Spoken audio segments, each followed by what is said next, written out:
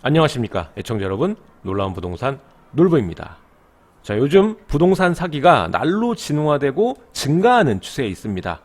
그래서 오늘은 하나의 사례, 바로 얼마 전에 있었던 65억을 털어먹은 간큰 자매, 바로 안산에서 있었던 일입니다. 이 이야기에 대해서 조명을 해보고요, 우리가 알아야 되고 앞으로 대처해야 되는 메시지에 대해서 이야기를 나눠보도록 하겠습니다. 시청하시기 전에 좋아요, 구독하기 버튼 꼭 부탁드리도록 하고요. 상단에 있는 버튼 누르시게 되면은 놀부부동산 스쿨 카페와 부동산 스터디 카톡방 입장이 가능하십니다.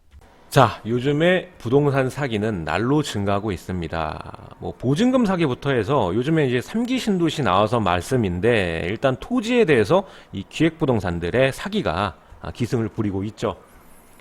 자, 사람을 기망해서 재물의 교부를 받거나 재산상의 이익을 취득할 경우에는 사기죄가 성립이 됩니다. 이렇게 되면 징역 10년 이하나 2천만 원의 벌금에 처해지게 됩니다. 자, 최근에는 임차권, 보증금, 권리금, 이러한 이 부동산 임대에 관련된 사기 범죄가 증가하고 있습니다. 자, 어떤 사람들이 사기를 당하나 봤더니 대부분은 부동산에 대한 경험이 없거나 지식이 없는 초보들이었단 말이죠. 이 기획부동산도 마찬가지입니다.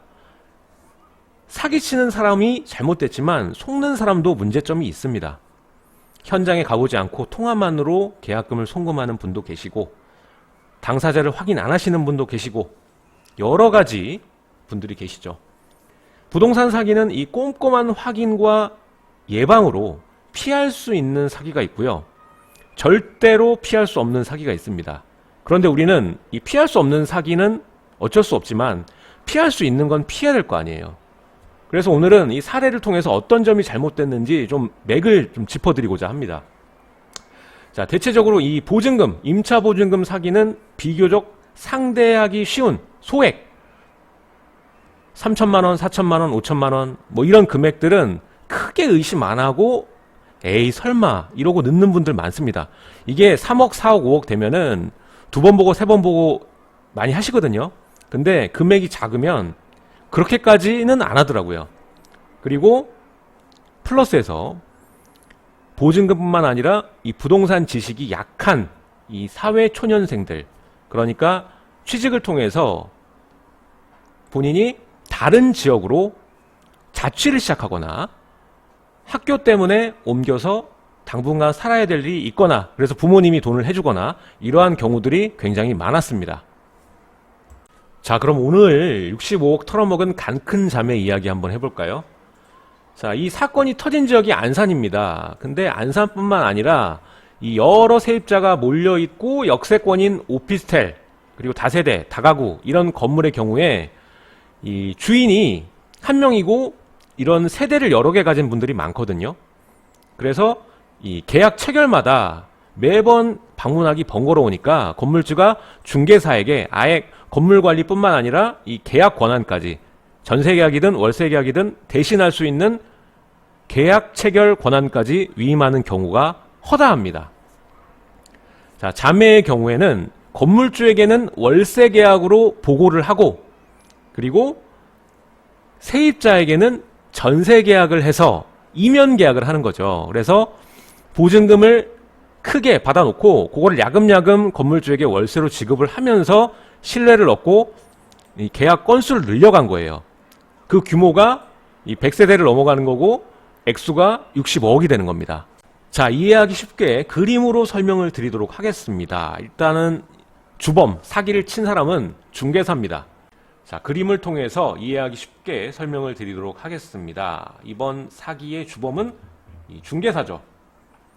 중개사의 부인과 그 여동생이 사기를 친 거거든요. 보통 보면 임대인도 사기칠 수 있고 임차인도 사기를 칠 수 있지만 거의 대부분은 임대인이나 중개사에서 사고를 일으키게 됩니다.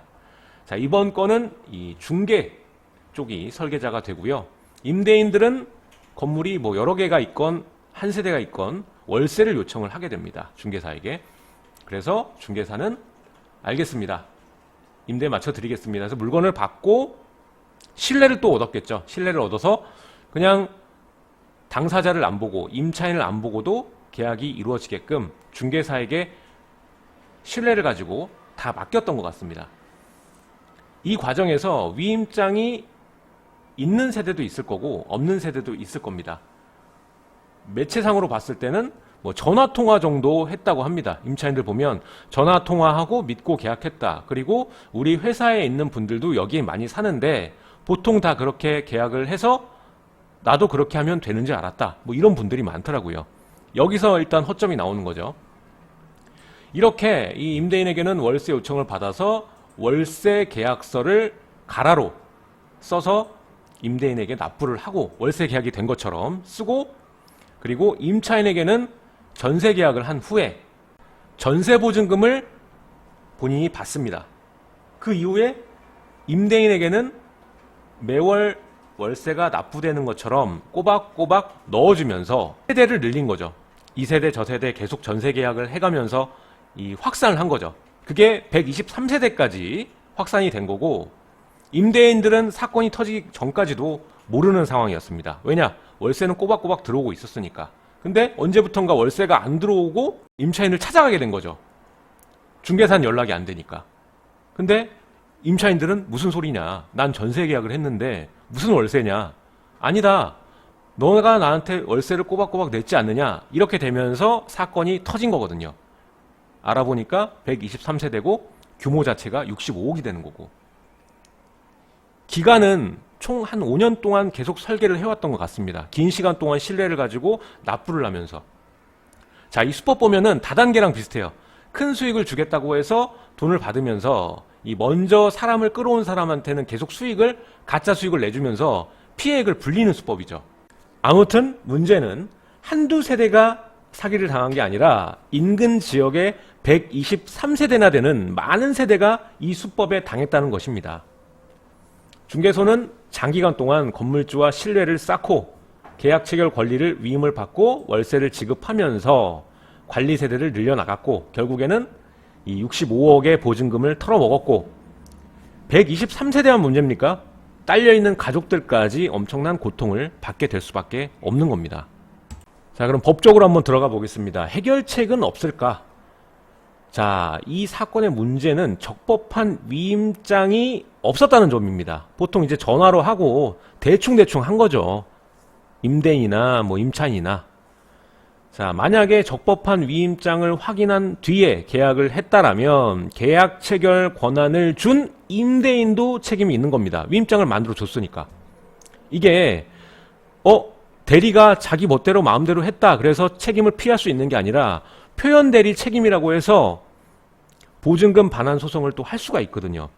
이 소송을 진행할 때 또 중개사하고 공제협회까지 이 소송에 한 번에 묶어서 진행을 하시면 됩니다. 앞서 말했듯이 문제는 위임장도 확인 안 하고 가짜로 세운 임대인과 통화만으로, 뭐 그 자매 친구겠죠. 제가 주인이에요. 아내 뭐 못 박지 말고 잘 쓰셔야 돼요. 뭐 이런 식으로 통화만 하고 계약을 진행한 세대들입니다. 자, 이러한 경우에는 임대인에게 책임을 물을 수가 없죠. 그리고 이미 마음 먹고 털어먹은 중개사는 돈이 있겠습니까?